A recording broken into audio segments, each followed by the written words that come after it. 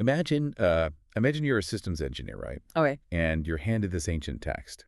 And you're told by literally everyone who hands it to you that it's a book of theology. Right, like a book of mysticism or something. Exactly. A collection of moral fables, maybe. Mm-hmm. But, as you sit down and you actually start reading it, translating this ancient vocabulary through the specific lens of your profession, you don't see theology at all. Not even a little bit. No.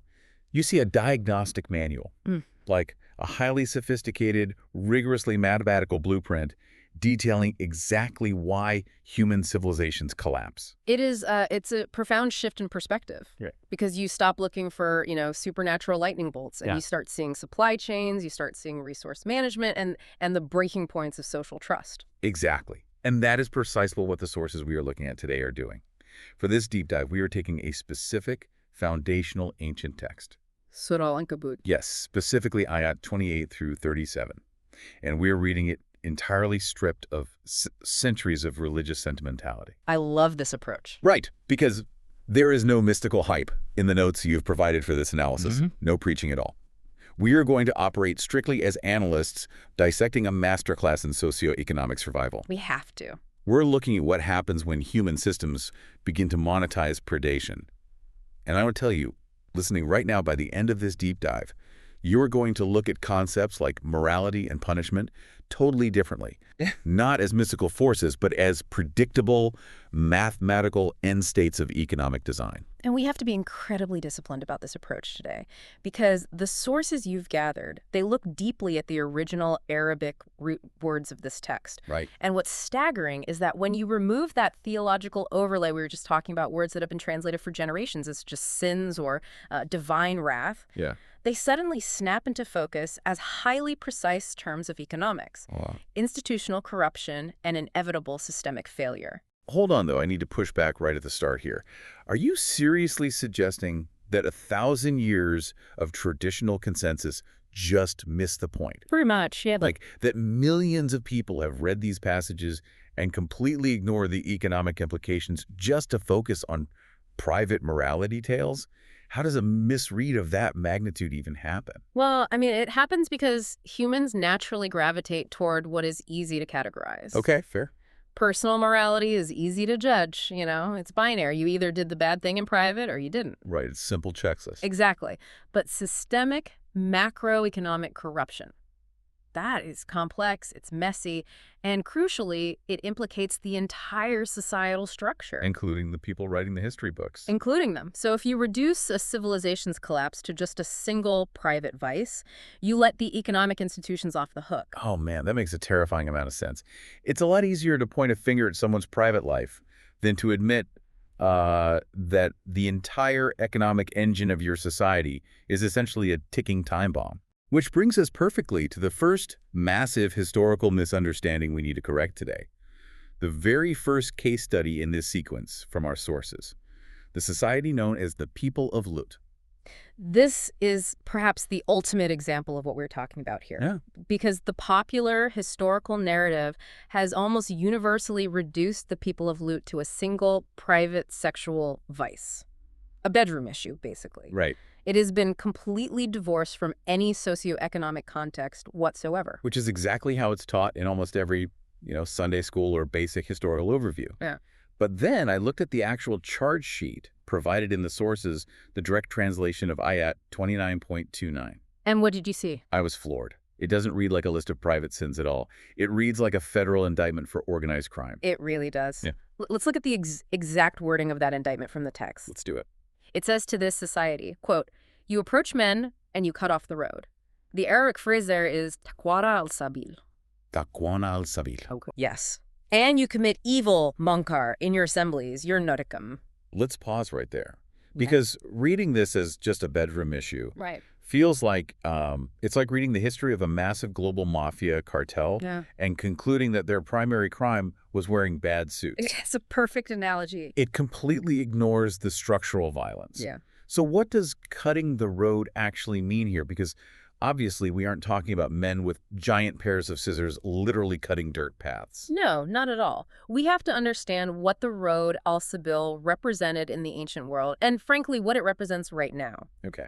The highway is the absolute lifeblood of a civilization. It is the literal artery of trade, exchange, safe movement, communication. The cross-pollination of ideas. Exactly. So it's the supply chain. It is the ultimate supply chain. To cut the road is to sabotage the safe movement of goods and people. It means the society had constructed an economy entirely predicated on preying on travelers. Oh, wow. We are talking about highway robbery, but you have to scale that way up. This isn't just a few rogue bandits hiding behind rocks in the wilderness. Right, like Robin Hood or something. Right, no, this is institutionalized. Okay, walk me through the mechanics of that. Because how does a society institutionalize highway robbery to the point where it becomes a defining civilizational trait? Well, think about geography for a second. Mm-hmm. A society like this typically sits on a crucial geographic choke point. Like a mountain pass or a river crossing. Exactly. A major trade route between two massive empires, for example. Now, a healthy system sits on that route and facilitates commerce. Right. They build caravanserais, they offer fresh water, they repair the roads, and they take a reasonable tax for providing that value. So they add to the global system. They create a service economy based on mutual benefit. Exactly. But a predatory system looks at that choke point and says, we have all the leverage. These travelers have nowhere else to go. Let's extract. So they extort. They plunder. They prey on the vulnerability of the traveler who is far from home and totally unprotected. So they turn the very act of transit into a trap. Yes. And they build their entire societal wealth on shaking down people passing through. Okay, I'm putting myself in the shoes of an ancient merchant here. Yeah.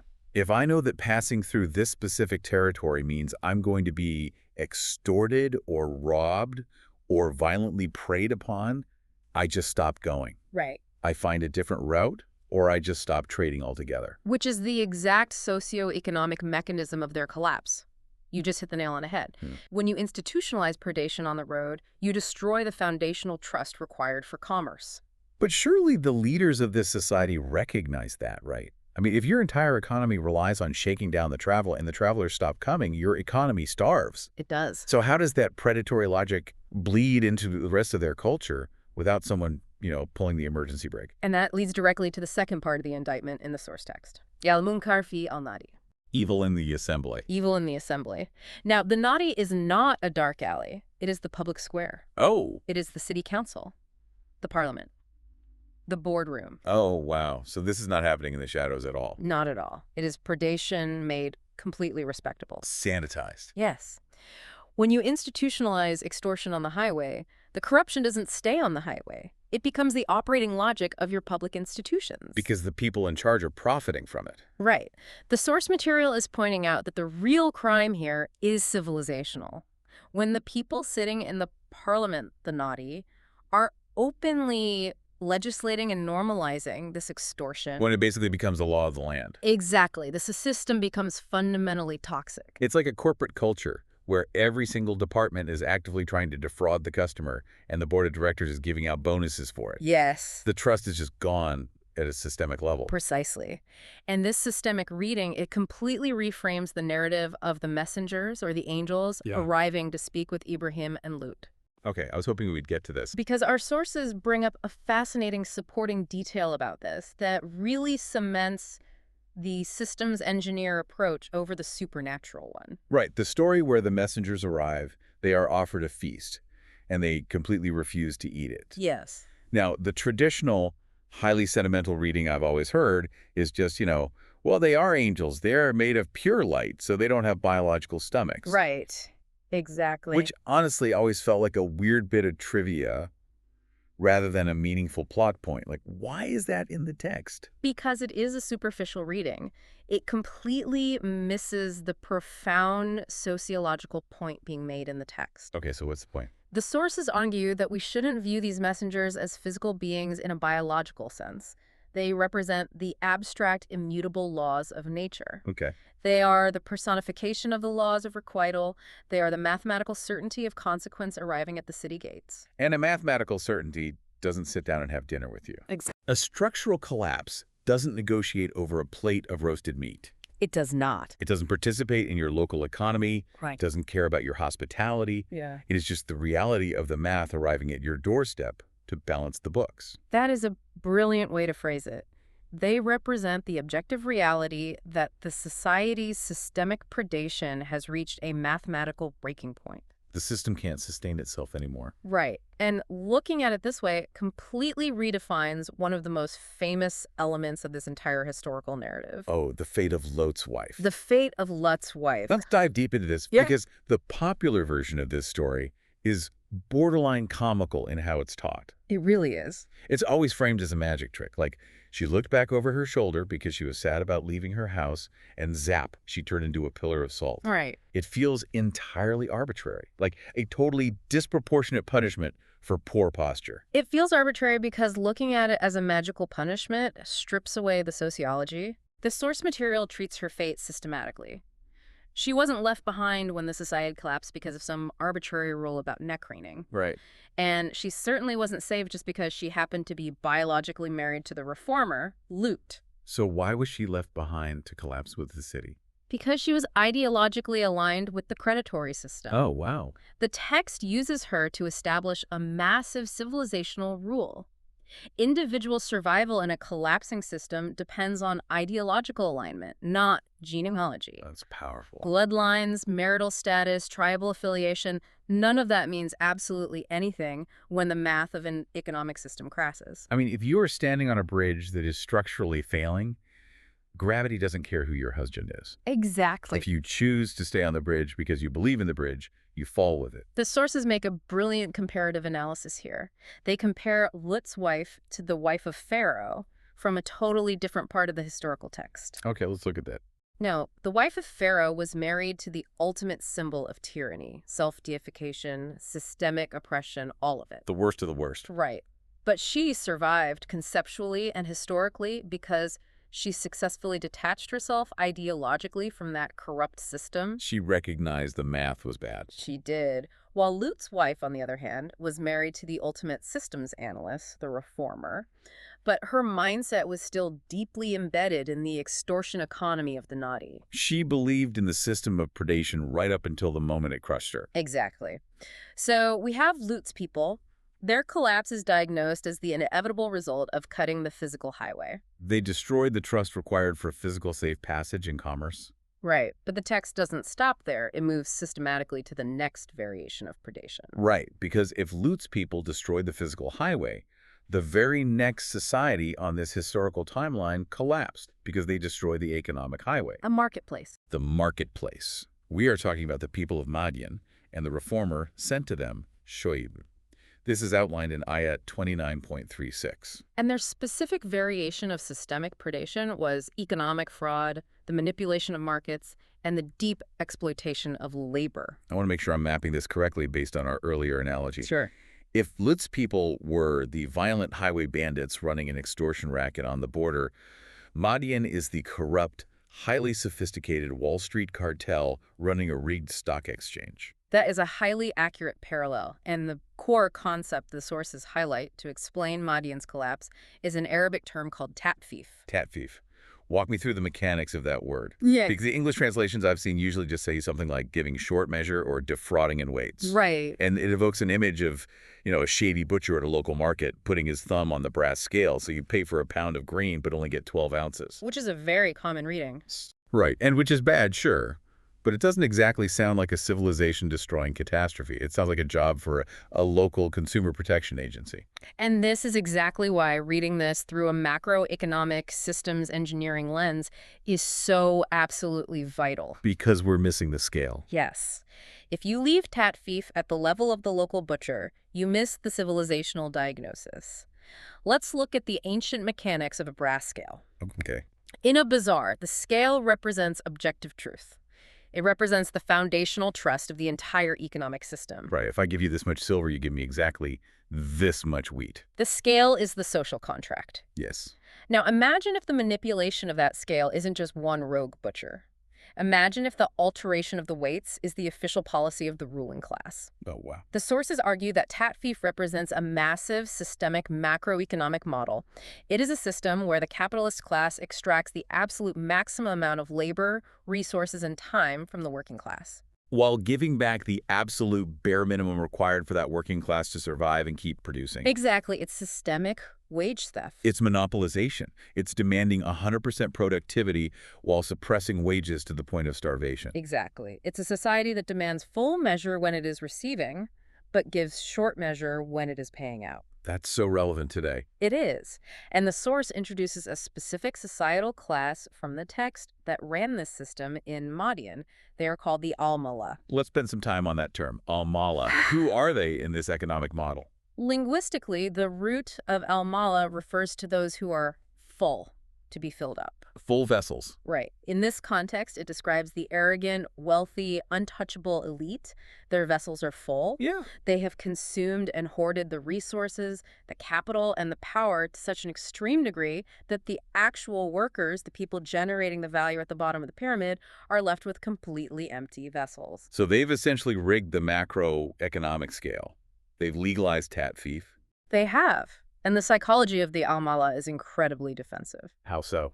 Well, when the reformer Shuaib comes into Madian and starts pointing out the mathematical inevitability of this system collapsing. When he acts as the systems analyst. Exactly. When he says, you cannot extract 90% of the wealth from 99% of the population forever without the market crashing, they don't debate him on the math.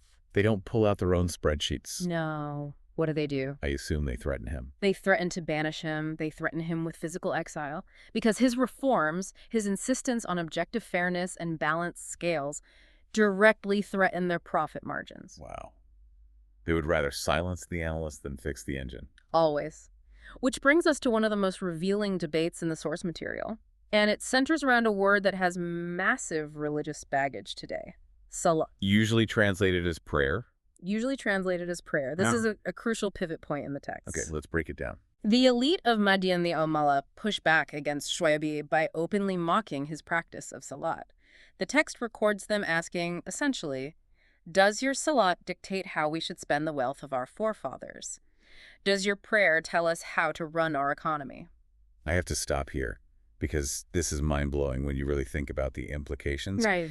If the ancient concept of salat was just what we picture today, a purely physical, mystical ritual. Right, private meditation. Yeah, if Shuaib was just going into a corner of his house, ringing a bell, burning some incense, closing his eyes, and meditating, the cutthroat Wall Street elite of Madian wouldn't care. They wouldn't care in the slightest. They'd probably sponsor his meditation retreat. I mean, if his prayer was just a private spiritual comfort that kept the exploited workers docile and focused on the afterlife, the Al-Mala would be his biggest donors. Absolutely. The fact that the economic elite saw his salat as a direct existential threat to their wealth distribution proves that it could not have been just a private ritual. That is such a sharp insight. The sources are unequivocal on this. The elite's reaction proves that salat, in its original systemic context, was a structural training program. Okay. It was a methodology meant to regulate economics, instill profound societal empathy, and strictly enforce structural fairness in the marketplace. It was the antithesis of tat thief. Exactly. Let me try out an analogy here to see if I'm grasping the structural weight of this. Go for it. Think about a traffic law. Let's take the rule keep to the right or keep to the left, depending on what country you're driving in. Okay, I'm with you. When you get in your car and keep to the right side of the road, you don't do it out of pure emotion. No. It's not some arbitrary mystical ritual you perform to please the invisible gods of asphalt. Right. You do it because it is a structural necessity. If everyone follows the rule, the system flows. Goods get transported, people get to work, the highway functions. Exactly. It requires everyone to collectively agree to limit their own freedom. You can't just drive wherever you want for the health of the whole system. That is a brilliant modern parallel for what the reformer was trying to implement. Right. But if you are the Al-Mala, if you are the arrogant, untouchable elite, your psychology changes. How so? You look at that traffic law and you think, my car is a multi-million-dollar sports car. I am the CEO. I am too important to sit in this lane. I don't need to keep to the right. I can drive down the center divider if I want because the rules are for the little people. And what is the immediate structural result of that arrogance? There's a head-on collision. The system violently breaks. Right. The traffic law wasn't a suggestion. It was the mathematical requirement for the system to not self-destruct. Exactly. Is that what Shuaib's salat was to the Madian elite?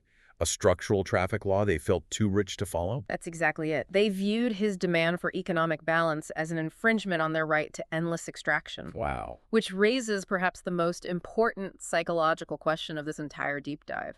We can call it the engine of reason. Right, because we see the pattern now. Lutz people institutionalize highway extortion.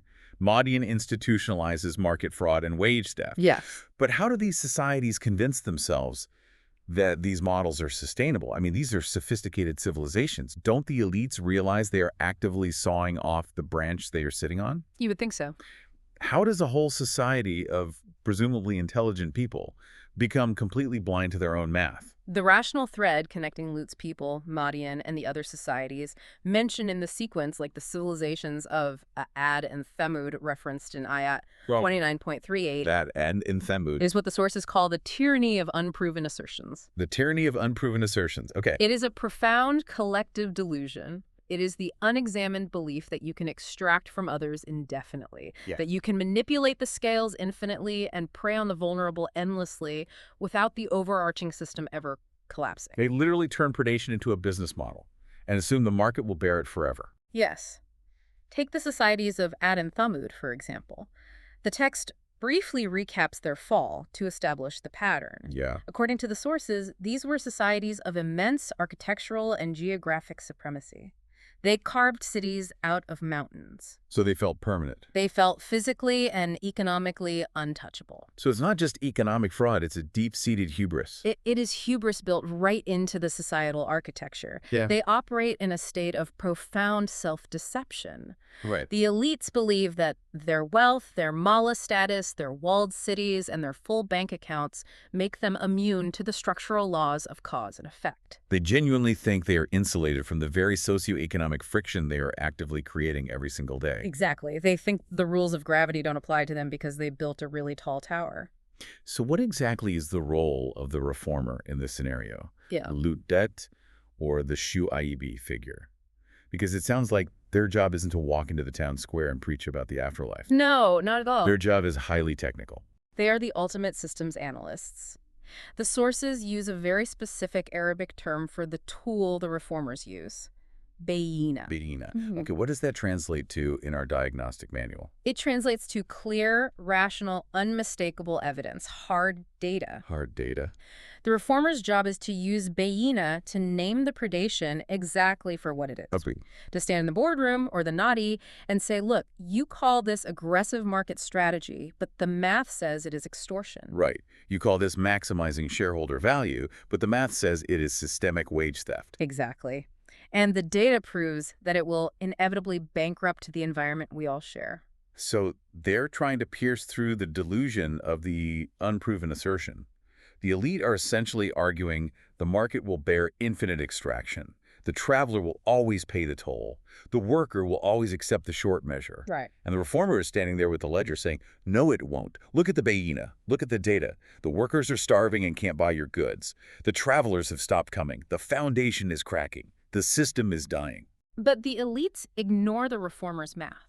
They rely on their power, their full vessels, to silence the Bayina. They choose the short-term profit margin over the long-term survival of the civilization. Always. So we've established that these societies are willfully blind to their own math. But, the math doesn't care if you're blind to it. No, it does not. It just keeps running in the background until the bill comes due. Which brings up the most terrifying question of this text. Yeah. What does it actually look like when an entire civilization's economic math cashes out in the negative? That brings us to a concept the sources highlight beautifully, often referred to in Urdu philosophical translations as mukafat-e-amal. Mukafat-e-amal, the law of requital. Exactly, the law of requital. This is the structural failure finally cashing out. Okay. The destruction of these societies is not described in the text as a random, arbitrary event. It is highly specific. Ayat 29.34 describes Lut's city being structurally overturned. And Ayat 29.40 recaps the fate of Madian, Ad, and Thamud, stating they were all seized for their wrongdoing. And here is where we have to be brutally clear, based on the analytical framework of our sources, about the mechanics of this collapse. We must be absolutely emphatic on this point because it is the core of the entire text. Right. This collapse is not an angry deity throwing lightning bolts from the sky because someone forgot to perform a ritual correctly. No? It is the highly predictable, unavoidable, mathematical end state of an economy built on cutting the road and rigging the scale. Let's break down the mechanics of that, because how does an extortion economy actually die? Okay. If I'm a city relying entirely on the tat thief, the rigged scale, and the highway robbery, what is the actual mechanism of my starvation? Well, it is the total evaporation of supply and trust. Okay. If you are a city that produces nothing of value but only extracts value from the caravans passing by, you rely 100% on those caravans. Right. When your extortion becomes too high, the merchants calculate the risk. They realize that losing 50% of their cargo to your tolls makes the journey completely unprofitable. So they just bypass you. Exactly. They forge a new path through the desert, bypassing your city completely. And suddenly the choke point isn't a choke point anymore. It's just a dead end in the middle of nowhere. Yes. The caravans stop. The food stops. The wealth stops. The city doesn't need to be struck by a meteor to die. It just starves to death because it isolated itself from the global supply chain through its own greed. Wow. When enough actors prey on the system that sustains them, the system simply stops sustaining anyone, including the predators. The predators basically eat themselves. Yes. The text, according to the system's reading, explicitly states that these societies were not wronged by a higher power. They wronged themselves. They designed their own collapse. They wrote bad code into their socio-economic operating system. I want to bring in my absolute favorite analogy from the source material here to really hammer this home. The poison analogy. Oh, it perfectly illustrates the concept of mukafat and yamal. Right, because, okay, if I sit down and intentionally eat a spoonful of arsenic, the resulting agonizing death is not a punishment for eating arsenic. There is no cosmic judge sitting in a courtroom sentencing me to death for the moral failing of eating poison. No. My death is simply the biological consequence of the poison's chemical properties interacting with my cellular biology. It is pure, unavoidable cause and effect. That is the exact mechanism of civilizational collapse being described here. Wow. These societies ate economic arsenic. They ingested systemic inequality, institutionalized theft, and public corruption in the naughty. Yeah. They swallowed it whole, calling it profit, and they died from the inevitable toxicity of it. And the text even points to the physical remnants of this toxicity as a warning. It mentions the Dead Sea as a lingering geographical marker of Lut's collapsed society. Yes, the Dead Sea, a sulfurous, lifeless, highly toxic body of water where nothing can grow, nothing can swim, and nothing can thrive. It is a literal dead end. It represents a socioeconomic system that became entirely toxic, incapable of supporting life, trade, or growth. It is a monument to the end state of a society that normalizes predation. Which brings us to the ultimate synthesis of all this source material. Yes. We've spent this entire deep dive diagnosing the collapses of the past. We've looked at the X-rays of Lut, Median, Ad, and Thanad. We have. We've seen the rigged scales, the cut roads, the corrupt boardrooms. So what is the permanent principle you listening to this right now can take away from this structural analysis? The synthesis reveals a fascinating and somewhat chilling dichotomy between permanence and change. Let's break that down. Start with the change. What changes? The change is simply the specific era, the technology, and the specific tools of predation. Okay. The mechanism of extraction evolves. Yesterday, it was bandits physically threatening a caravan on a desert highway. Right. Or it was a shopkeeper physically manipulating a brass scale in a dusty bazaar to steal a few ounces of grain. Or an ancient king hoarding water rights. But the underlying operating system is the exact same today. It is. Today, the cutting of the road, the Takawina al-Sabil, might not be a bandit on a horse. It might be massive corporate monopolies choking off global supply chains to artificially inflate prices. Yes, exactly. The short measure, the tat thief might not be a rigged brass scale. It might be algorithmic wage theft in the gig economy, Oh, that's a perfect example. where an app calculates the exact minimum fraction of a cent. It can pay a driver before they quit, Right. while charging the customer a huge premium. Yep. Or it might be high-frequency trading on Wall Street that extracts billions of dollars of value in milliseconds without actually creating a single tangible good or service for human society. The tools change. The eras change. But the permanence The permanence is the structural verdict. That remains mathematically identical across the millennia. It doesn't budge. No.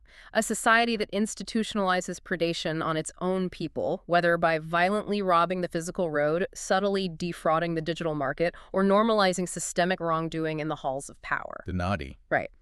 That society is running a socio-economic model with a built-in collapse mechanism. It is a bridge with faulty steel. It will fall. It has to. Surah Al-Ankabut, when read through this systems engineer lens, files these ancient societies under civilizational self-destruction, not private morality. Exactly. It's an indictment of corrupt systems, not just a list of individual bad habits. And it leaves us with an incredibly urgent framework for looking at our own world.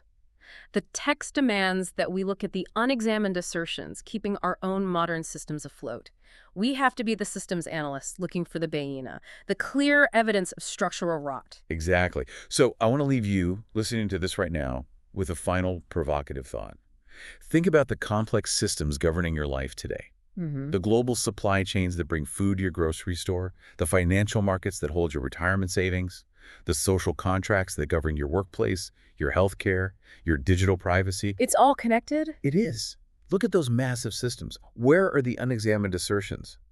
Who in those systems is operating under the profound delusion that they can extract indefinitely without consequence? That's the question. Where are we currently cutting the road, perhaps environmentally, depleting resources we can't replace, or digitally destroying the trust of the internet and just blindly assuming that the overarching system will magically keep absorbing the damage forever?